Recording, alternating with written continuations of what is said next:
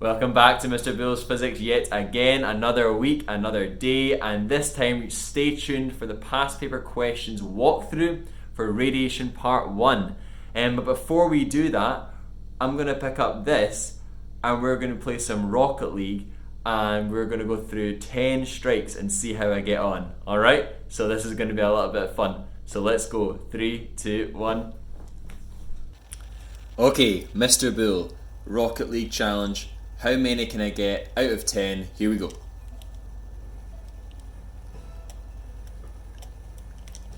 Oh, first one's in. That's the big one. If you can get the first one in, you're on to a winner. You're on to a winner. Right, here we go. Oh, I do not like the high ones. Here we go, just nice and easy. That's it. That's all you need to do. Baby it in. Baby that in. 2 out of 10. Also guessed 1 because I'm not showing you my username for my PS4. Alright, that's clever on my part. Right, gonna have to come over here.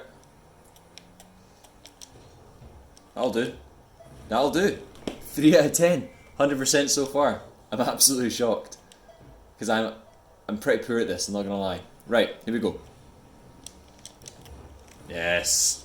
That's confidence for you. 4 out of 10. What's going on here? What's going on in the side? Alright, here we go. It should just be a tap-in.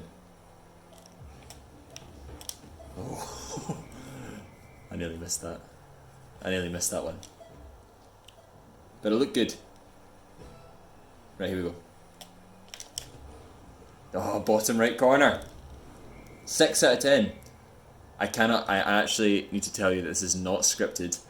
This is just 6 out of 10 on one of these attempts. I'm absolutely nailing it. Here we go. Yes, that's bottom right again. 7 out of 10. I'm not going to lie to you. I'm not great at Rocket League. So this is very, very, very unbelievable, to be honest. Oh yes, 8 out of 10. So this is pro setting, just to let you know. So like, it's not like the most amazing thing in the world, but I'll still take it. Bottom left. 9 out of 10. I'm impressed. I cannot believe I've got 9 out of 10. Right.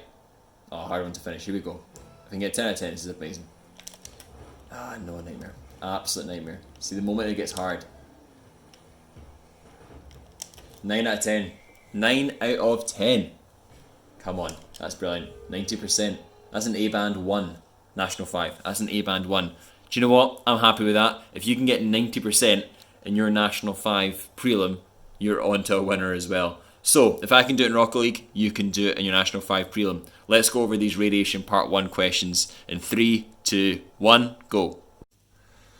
Okay, National 5, let's get into this. What a fun start to the video. And now we are bringing it right back to radiation part 1 answers. So, you should by this point have done your past paper questions. You should have them laid out in front of you, and we'll go over the marking scheme and we'll see if you've got them correct. If not, then obviously this video will have the different sections, so you can just go to the questions that you found hard and see how to do it. So I'm going to start with question 1 and see how you got on. So the first one says, a tritium torch includes a sealed glass capsule containing radioactive tritium gas. Beta particle or beta particle emitted by the tritium gas are absorbed by a coating on the inside of the glass capsule. The coating then emits visible light. State what is meant by a beta particle. So, beta particle, very simple. Fast moving electron. That's all it is. Okay? I'm trying to make my writing as large as possible so you can see it. Alright, so fast moving electron for a beta particle. So that's easy. B says the half-life of tritium gas is 12.3 years. The manufacturer states that the torch will work effectively for 15 years. Explain why the torch will be less effective after this time. Okay, so how to answer this? Well, I'm going to write this. Due to the half-life being 12.3 years, the torch will have lost over half of its tritium, and therefore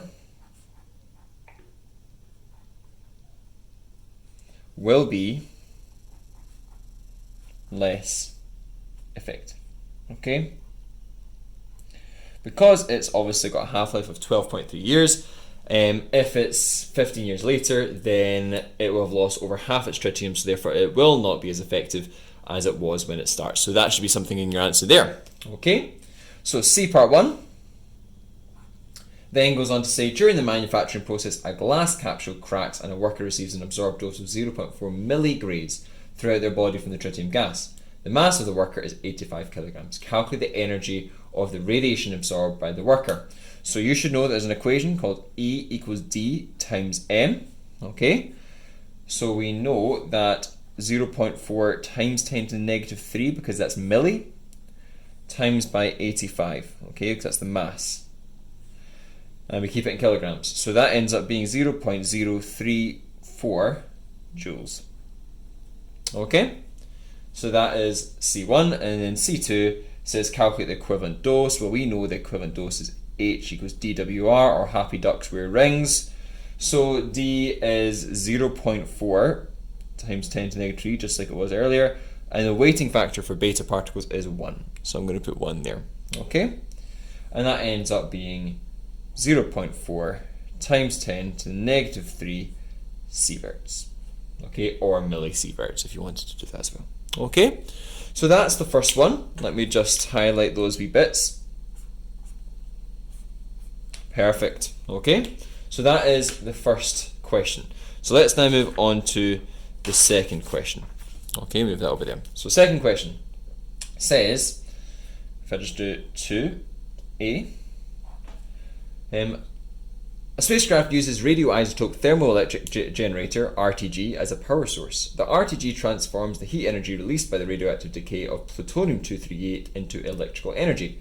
In 15 minutes, 7.92 times 10 to the 18 nuclei of plutonium-238 decay. Calculate the activity of the plutonium-238. So activity is just A equals N over T. So we know that 7.92 times 10 to the 18, doesn't look like an 8, but it is, divided by 15 times 60, because we need to get into seconds, remember?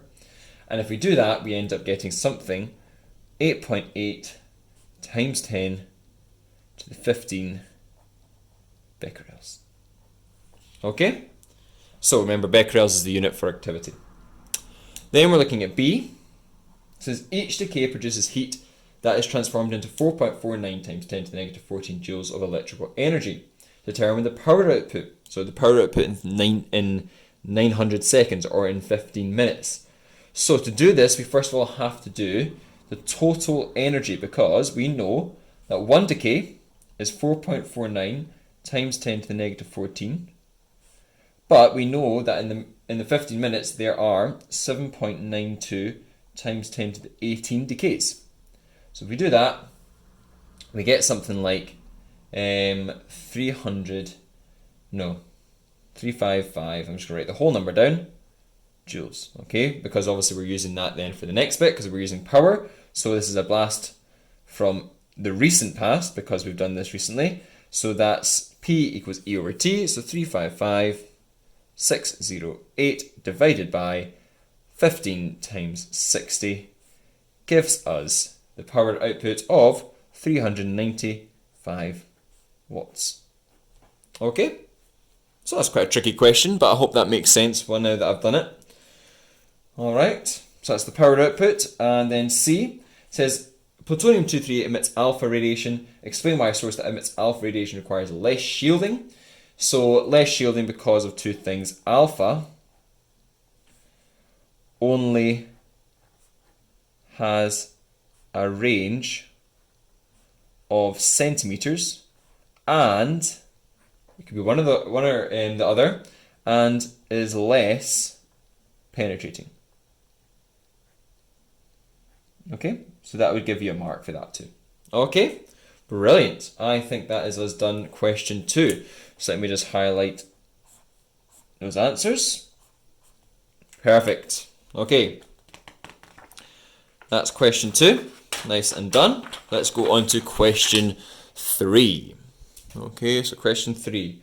So question 3 says, during medical testing, a beta source is used to irradiate a sample of tissue of mass 0.5 kilograms from a distance of 0.1 meters. The sample absorbs 9.6 times 10 to the negative 5 joules of energy from the beta source. Calculate the absorbed dose. Okay, so let's just do 3 here. 3a. Beta source. Absorbed dose. D equals E over M. Alright, the energy is 9.6 times 10 to the negative 5 divided by the mass, which is 0.5. Okay, so that would be 1.92 times 10 to the negative 4 grays. Okay, so that's A. Part 2, calculate the equivalent dose. So we should know these equations. They should be coming off the tongue now. 1.92 times 10 to the negative 4. We know that beta has got a weighting factor of 1, as we did earlier. So that is 1.92 times 10 to the negative 4 sieverts. Okay? Perfect. That is literally that question done. Wonderful. Perfect. Okay. So let's just do question 4 on the same page because, you know, I think we should save paper. So question 4 says, an airport worker passes suitcases through an X-ray machine. The worker has a mass of 80 kilograms and a particular day absorbs 7.2 millijoules of energy. What is his absorbed dose?